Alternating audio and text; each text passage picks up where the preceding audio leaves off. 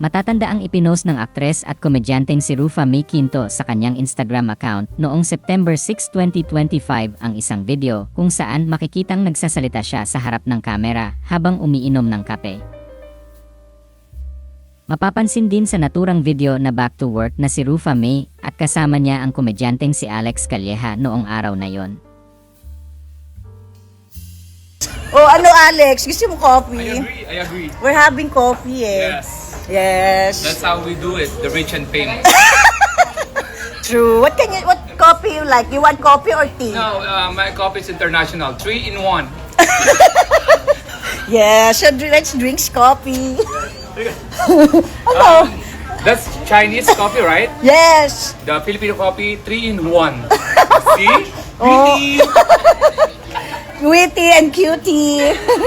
Ayon sa aktres, nalulungkot pa rin siya dahil sa biglaang pagpanaw ng asawa niyang si Trevor Magallanes.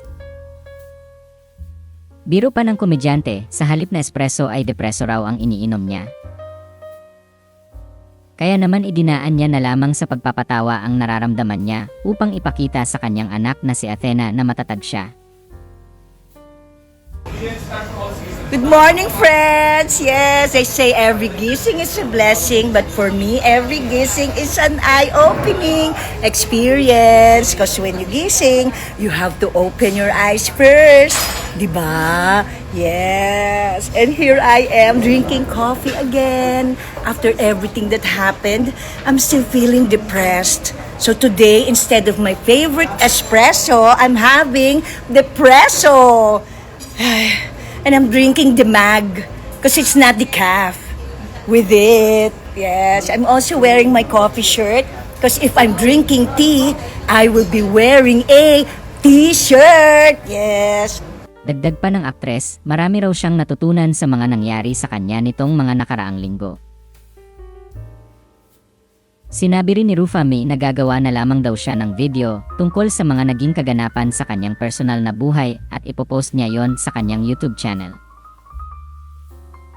Maraming realizations after all that has happened to me recently, and I'm planning to make a statement about it in my YouTube channel. Yes, so watch out for that. Yes, and one realization is that now ko lang nalaman that cappuccino and frappuccino pala, ay nako, are not Chinese but Italian. So be careful because pronunciations just like looks can be this evening. So go, go, go, girl! Till my next coffee break. Yes. Sa comment section ng kanyang post ay sinabi ng content creator na si S.S. Kit na hindi raw niya kinaya ang coping mechanism ni Rufa May. Sagot ng aktres sa naturang komento, "True, kailangan ko para sa anak namin maging strong." Sa ngayon ay mayroon siyang mahigit 486,000 subscribers at mahigit 200 videos sa kanyang YouTube channel. Ang huling long-format video na ipinost ng komedyante ay noon pang November 2024 na may title na Rufa May Quinto, Love Bites with Peachy, inspired by Sabrina Carpenter, kung saan nagbibigay siya ng short and sweet love advice. Matatanda ang inanunsyo ni Rufa May ang pagbabalik trabaho niya sa Pilipinas noong August 30, 2025. Ayon pa sa kanya, tuloy lang ang buhay pagkatapos ng pagpanaw ng asawa niya. Pumanaw si Trevor Magallanes noong July 31, 2025.